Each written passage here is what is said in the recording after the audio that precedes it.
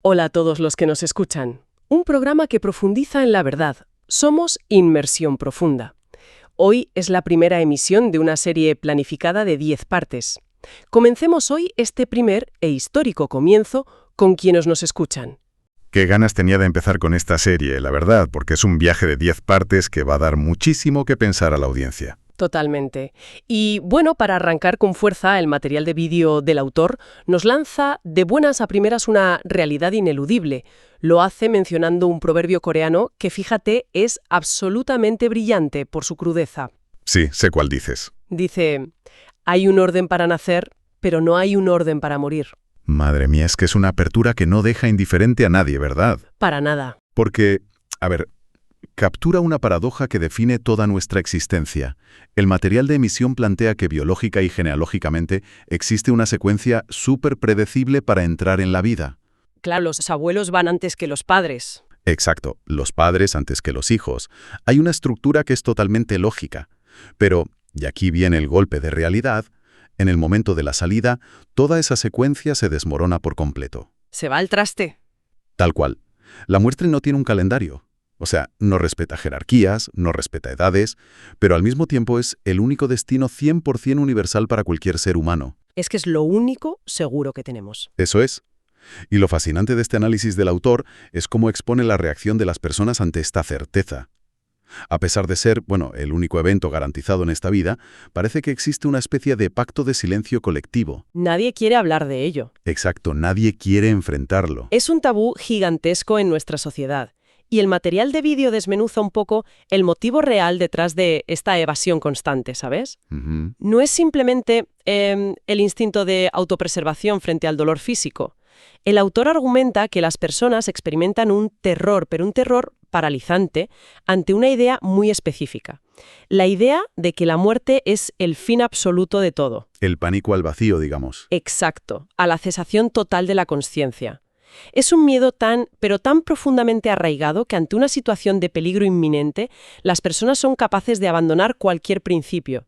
O sea, suplican por sus vidas, están dispuestas a entregar cualquier posesión material, con tal de posponer ese final un poco más. Y es súper interesante porque, históricamente, la humanidad ha invertido, una cantidad inmensa de energía intelectual intentando calmar ese terror instintivo. Buscando parches, ¿no? Sí, buscando salidas. El material de vídeo ilustra esto mencionando, por ejemplo, el desarrollo en la antigua India de la idea de la reencarnación. Ah, claro. Este concepto propone que las personas no se enfrentan a un final abrupto y definitivo, sino a un ciclo continuo. Un ciclo donde las acciones buenas o malas de una vida determinan, las condiciones de la siguiente existencia material. O sea, un intento de escapar del final. Totalmente. Es un intento puramente intelectual de construir una válvula de escape frente a la finalidad innegable de la muerte. Resulta ser un mecanismo de defensa súper elaborado para decir, oye, no hay una desaparición, sino un cambio de forma. Eso es. Sin embargo, y como bien subraya el material de emisión, da igual los sistemas sociológicos o las tradiciones que se inventen.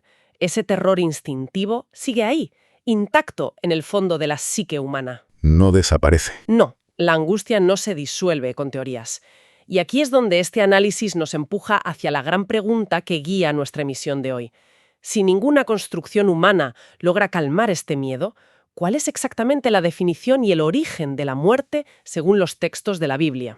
Esa es la clave. Claro, ¿se trata simplemente del fallo de un organismo biológico o hay algo más complejo operando bajo la superficie? Pues para abordar esa incógnita, el material de vídeo nos obliga a retroceder hasta el origen. Al principio de todo. Exacto. Si existe este terror universal, tenemos que entender primero por qué existe la muerte en sí misma.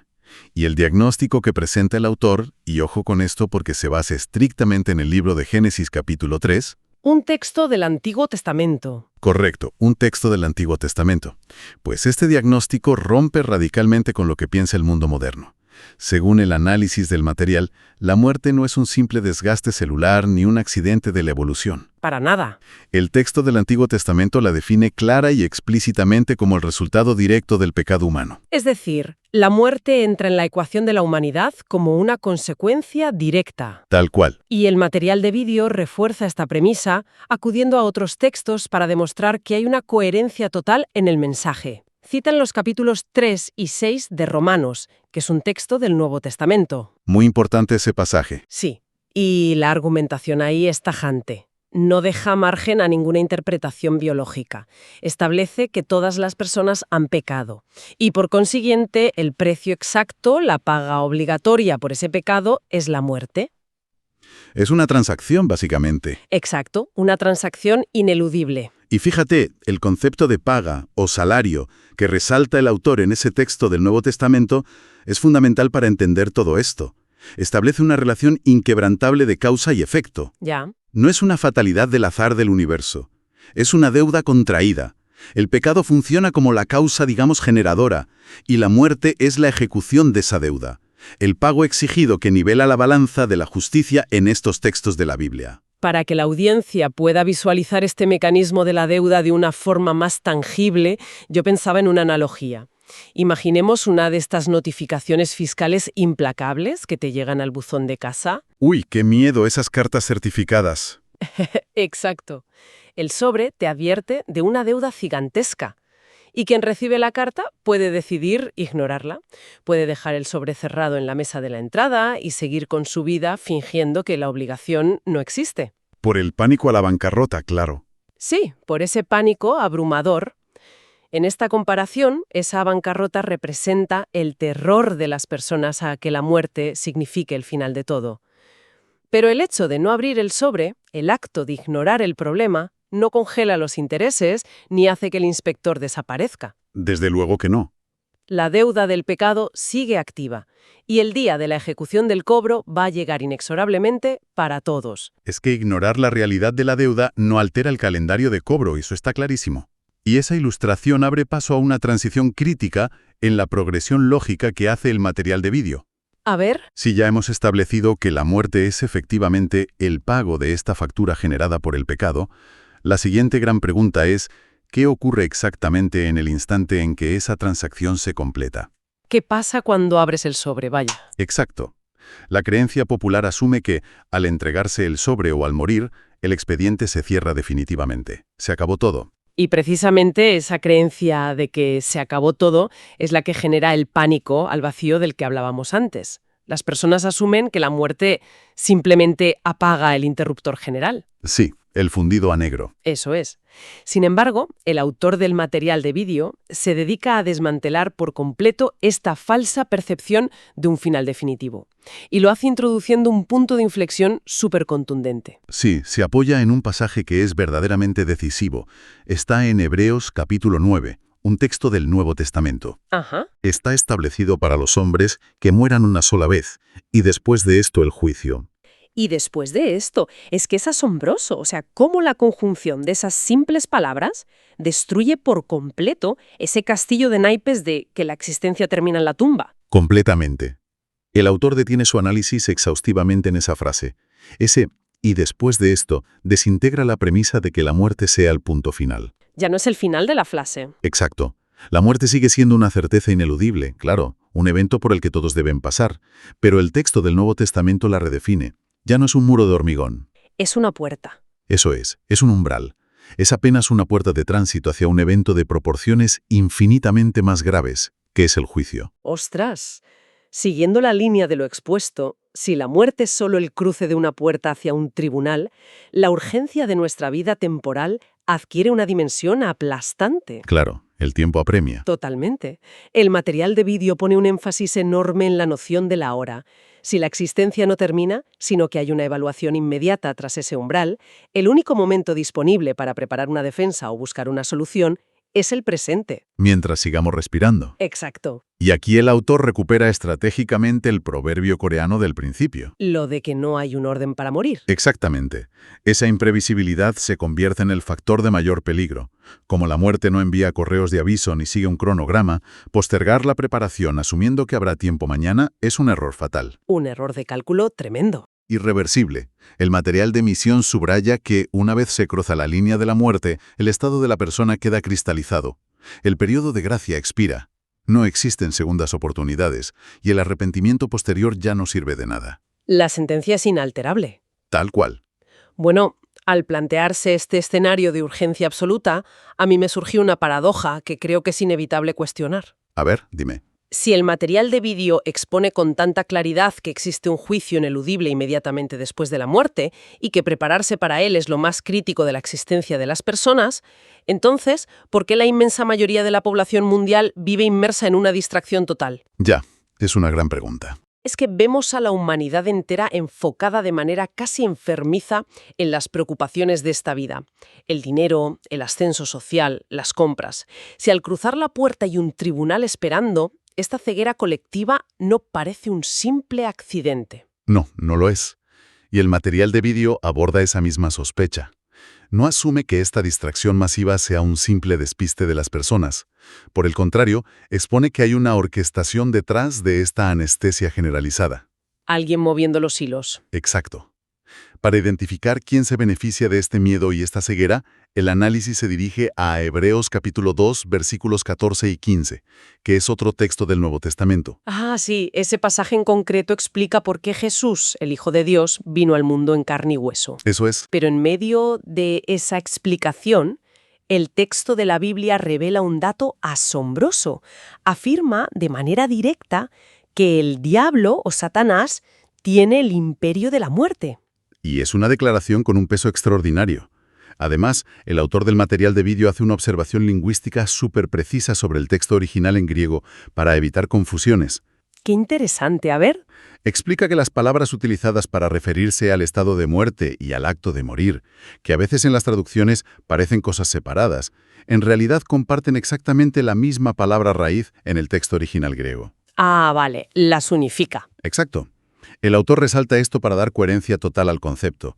La muerte no es un proceso gradual o ambiguo, es un evento definitivo sobre el cual recae este imperio. Vale, entender esa unificación conceptual es clave, pero a mí me sigue quedando la duda de cómo opera este imperio en el día a día. Pues el análisis del versículo 15 lo describe como un mecanismo de esclavitud perfecta. Esclavitud, madre mía. Sí, el diablo emplea este poder para infundir en las personas un terror absoluto a la muerte. Y la táctica es esta. Al estar aterrorizados por la idea de que la muerte es el fin absoluto de todo, los seres humanos se transforman en esclavos a lo largo de toda su vida. Viven encadenados a la supervivencia diaria. Exactamente. Se obsesionan de forma exclusiva con ganarse la vida, intentando exprimir el mundo visible, porque operan bajo la ilusión de que esta existencia material es lo único que van a tener. Esa es la mecánica de la esclavitud. El miedo al final empuja una obsesión con el presente temporal y bloquea cualquier visión de prepararse para el juicio futuro. Tal cual. Pero a ver, frena un momento, porque aquí veo una contradicción lógica si cruzamos la información que hemos manejado. Dispara, a ver qué ves. O sea, acabamos de decir, basándonos en Génesis y en Romanos, que Dios determinó que la muerte es el resultado directo y el pago por el pecado humano. Esa es la regla establecida. ¿Correcto? Pues entonces, ¿cómo puede el material de vídeo afirmar, basándose en Hebreos, que el diablo tiene el poder o el imperio de la muerte? Quiero decir, el diablo no es quien quita la vida físicamente, ni decide cuándo deja de latir un corazón, ¿verdad? Es un desafío analítico excelente. Y ojo porque el material de vídeo no esquiva esta contradicción aparente. Menos mal. De hecho, resolver esto es lo que nos lleva a la revelación más profunda de toda la emisión. El diablo efectivamente no ostenta el control biológico de la vida y la muerte. No decide cuándo expira alguien. Vale, entonces sus armas no son físicas. Exacto. Para desentrañar cómo ejerce este imperio, el autor examina las tácticas reales del diablo, lo que cambia por completo la perspectiva sobre la vida diaria. ¿Y qué textos de la Biblia utiliza el autor para resolver esta paradoja? Se va al capítulo 8 de Juan, un texto del Nuevo Testamento. Allí, Jesús expone dos características fundamentales del diablo. A ver, ¿cuáles son? En primer lugar, se le identifica como el padre de la mentira. La falsedad es su naturaleza. Y en segundo lugar, se detalla que sus motivaciones se basan en la codicia, en deseos totalmente egoístas. O sea, mentira y codicia. Si combinamos eso con lo que expone Hebreos 2, la estrategia queda al descubierto. El material de vídeo lo sintetiza de forma magistral. Sí. El poder del diablo sobre la muerte no radica en apretar el gatillo biológico. Su imperio se basa única y exclusivamente en el engaño. En la mentira. Consiste en inyectar en la mente humana la gran mentira de que la muerte lo es todo, que es el fin absoluto, y al convencer a las personas de esto, fomenta una codicia insaciable por las cosas materiales. Claro, domina a través de una percepción distorsionada de la realidad. Es aterradoramente efectivo si piensas en cómo afecta a las masas. Es como si el mundo visible estuviera diseñado como la arquitectura de un gigantesco casino. Ostras, qué buena comparación. Fíjate, quienes diseñan los casinos quitan los relojes de las paredes y bloquean las ventanas para que no entre la luz del sol. Los saturan de luces brillantes, sonidos y recompensas instantáneas. Para que pierdas la noción del tiempo. La mentira de que no hay nada fuera del casino empuja a las personas a una carrera desesperada por extraer cada gota de placer del mundo material. Viven como esclavos de la cotidianidad en una rueda de hámster. Eso es. Y como nada temporal satisface eternamente, caen en un ciclo sin fin de desear más. Viven agotados. Y según el análisis del material de vídeo, esta esclavitud no es un efecto secundario, es el objetivo premeditado. El diablo necesita mantener a las personas distraídas con la supervivencia para que, y esto es lo más aterrador, no se preparen para el juicio final. Ese es el clímax de la explicación del autor.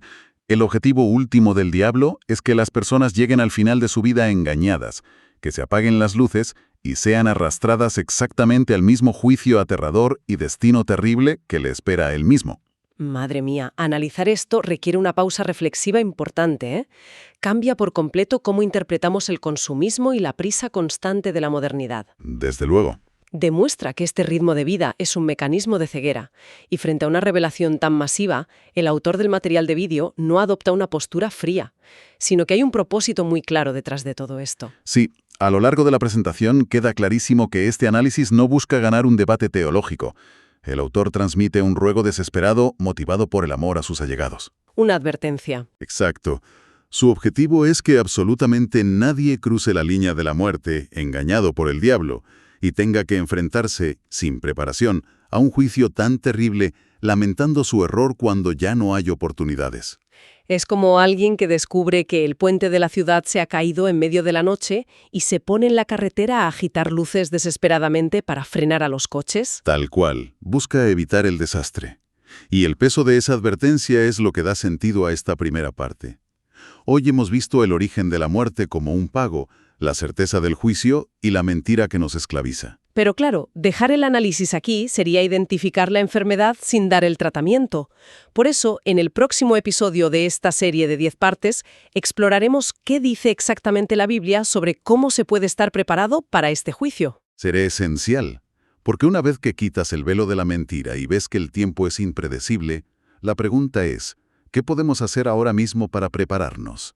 Esa es la pieza clave para la próxima emisión.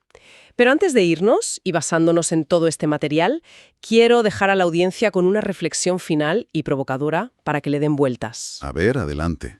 Si el arma principal del diablo es mantener a las personas distraídas con la rutina diaria y la mentira de que este mundo visible es todo lo que existe, me pregunto cuánto del estrés paralizante, la ansiedad por el estatus y el agotamiento de la vida moderna están siendo fabricados directamente por este engaño. Ostras, es una pregunta tremenda. Si se lograra eliminar por completo ese terror a la muerte que se esconde bajo la superficie, ¿cómo cambiarían las decisiones que toman las personas todos los días, desde que suena el despertador? Es una interrogante que te obliga a revisar tus prioridades de vida de arriba a abajo. Absolutamente. Y con este pensamiento cerramos hoy. Agradecemos enormemente a quienes nos escuchan por su tiempo y los invitamos a la parte 2 de esta serie especial sobre el Evangelio en nuestra próxima emisión. ¡Hasta la próxima!